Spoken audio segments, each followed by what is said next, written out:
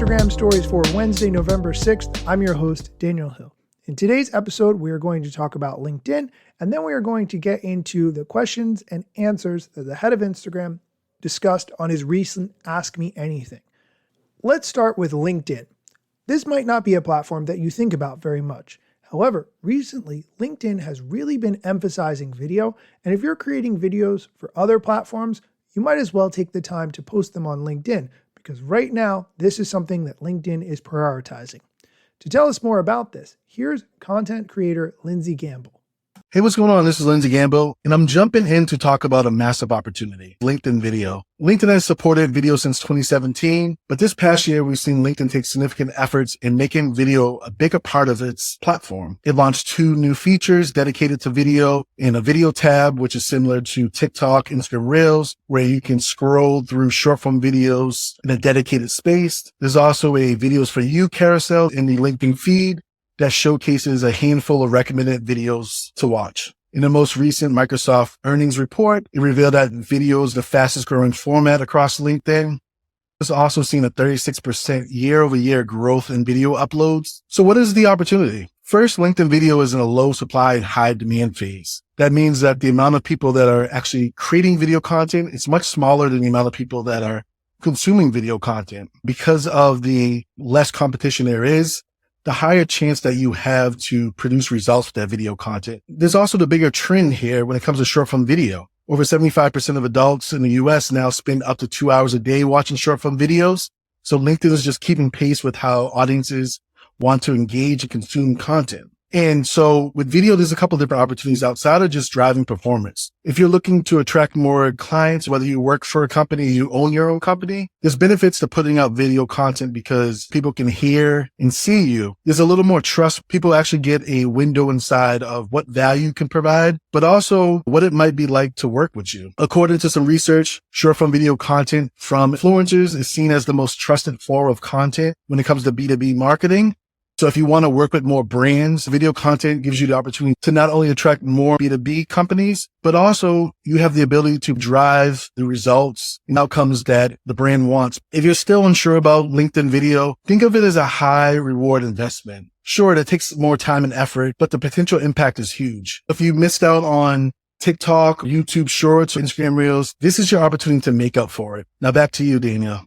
I have to say that I think Lindsey is 100% correct. I personally have seen some really interesting metrics from the content that I've posted on LinkedIn.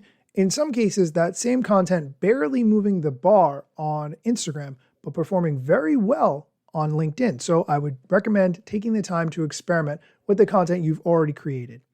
We are going to take a quick break. When we come back, we're going to dive into some questions and answers from the head of Instagram, so stick around.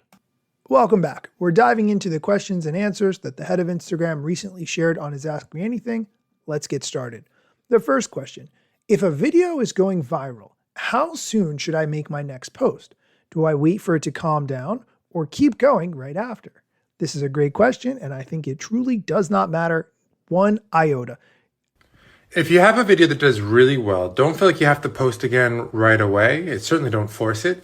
But in general, it would be good to post relatively soon, in the next day or two, if you want to capitalize on that momentum. Because you've got a lot of people who are now expressing interest in your content, and they're more likely to see whatever you post next.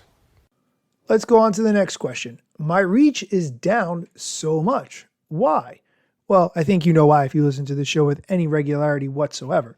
Instagram has so many different kinds of content, from stories to feed posts to carousels to reels to what you do in your DM inbox to notes. There's so much going on the app that it's impossible for anyone to consume all of the content. People follow way too many people, and now there are suggested feed posts in your feed and ads that you consume as well. There's so much going on in the app.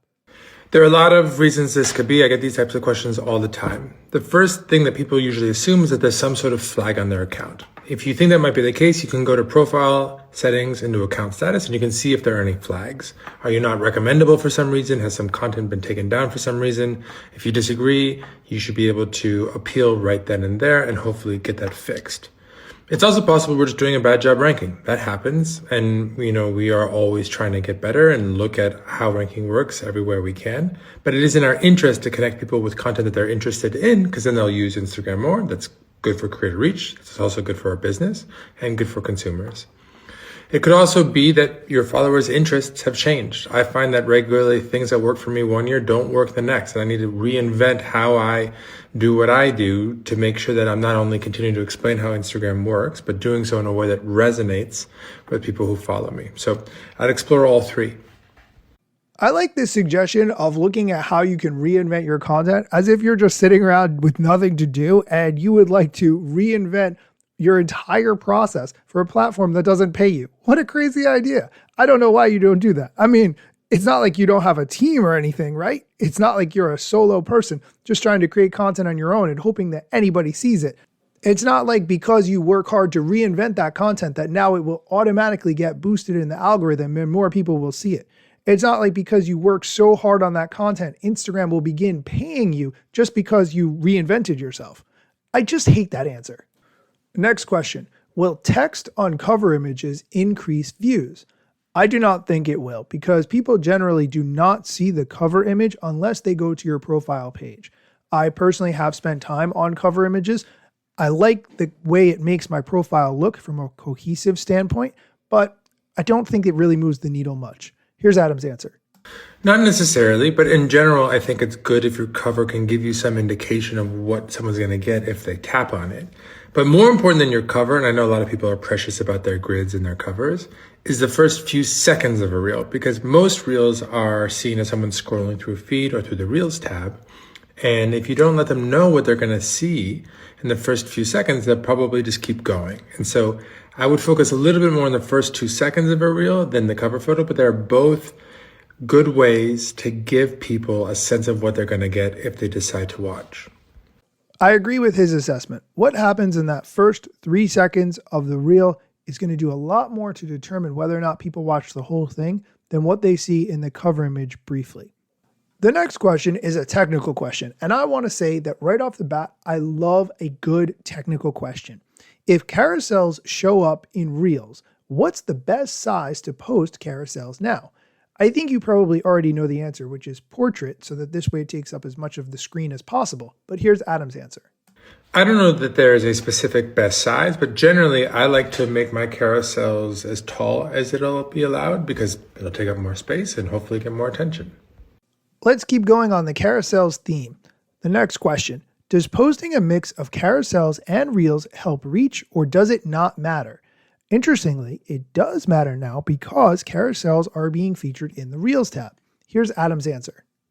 We haven't done anything to specifically try and reward accounts that post both Reels and carousels. But in general, I think it's good to experiment. Everyone's audience is different. What's going to resonate with each person's audience is different, and you should be experimenting, because also your audience's interests will change over time. And there's always going to be new and interesting ways to make content that is appealing to your audience, but also is aligned with your goals, with who you want to be and how you want to show up on Instagram. So I strongly encourage experimentation. And for some people, that means mixed media formats, but not for all. I find that answer to be incredibly vague and unhelpful. Let's go on to the next question. Please add the ability to schedule a post with a collaborator. This is interesting because I would have thought you could already do this, but I personally have never tried it. So I guess if this person's asking, it means it's not possible. It's a good idea though, because if you are collaborating with someone, you want that post to be live at the best time when most of your followers are going to be online.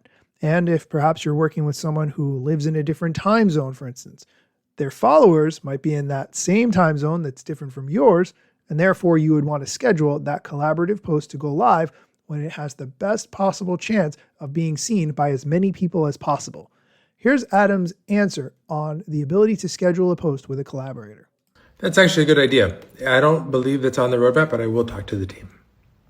Okay, that is it for the questions and answers part of this show. Quick question. Do you know anybody who has a podcast where I would be a good guest? Please send me a direct message at Daniel Hill Media. I would love an introduction, or even if it's a podcast that you listen to all the time and you think, hey, Daniel would fit into that podcast really well. You might not know the host necessarily, but still, I will take that recommendation. please send me a DM at Daniel Hill Media.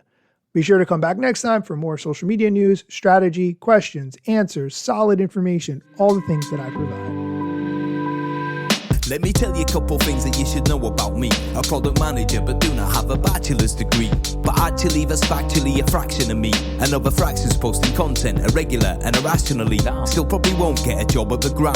They forgot, they don't know, or don't care who I am. That's why you never see me at the parties and events. My lack of followers must make me irrelevant. Don't have a course, a book to sell to make a bag of grand. Not a social media marketer, don't represent any brands. Plain to see, don't have an agency, but I got a lot of spam. Just putting in my work without the glitz and glam. Won't catch me eating fish unless it's shrimp or clam. No six pack, no risk that there's a gym card in my hand. Don't have a full-time job, but I got a lot of plans. Stay plotting, dropping knowledge on TikTok and Instagram.